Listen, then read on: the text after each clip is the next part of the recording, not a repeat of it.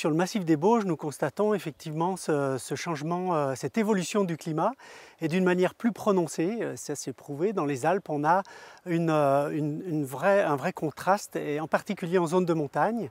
Et cette évolution climatique se traduit par une augmentation du déficit en eau, c'est-à-dire la disponibilité en eau est bien plus faible qu'ailleurs, avec des impacts directs sur les activités du territoire qui sont les plus prégnantes ici, l'agriculture, la forêt et le tourisme.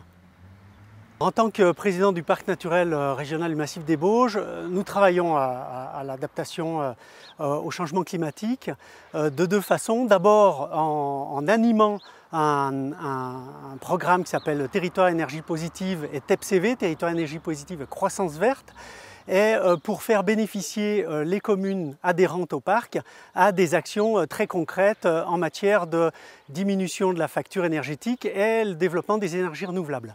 Et en tant que maire d'une petite commune du cœur du massif des Bauges, la commune du Noyer, ma commune a adhéré au Conseil en énergie partagée qui a été mené en partenariat avec l'ASDER de la Savoie et animé par le parc toujours, qui consiste à identifier les sources potentielles de dépenses énergétiques, à les optimiser et donc réduire notre facture énergétique. Dans le cadre du Conseil en énergie partagée, ma commune du Noyer va très certainement engager des travaux de mise en place de capteurs photovoltaïques sur ces bâtiments publics en association avec la société Perle, qui est en fait une centrale photovoltaïque citoyenne qui a été initiée sur la commune de la Tuile en Savoie, accompagnée toujours par le parc. Ça, c'est un point. Deuxième point, nous allons suivre au niveau de la commune le schéma directeur de l'éclairage public, pareil animé par le parc, et le but c'est de réduire les pollutions lumineuses la nuit.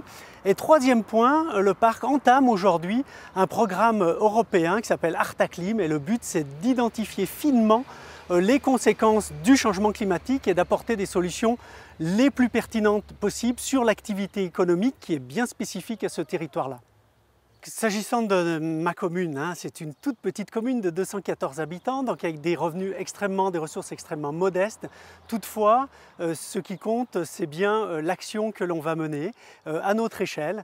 C'est les petites rivières qui font les grands fleuves, bien évidemment. Donc on va certainement isoler un peu mieux notre bâtiment de la mairie, réduire l'éclairage public la nuit.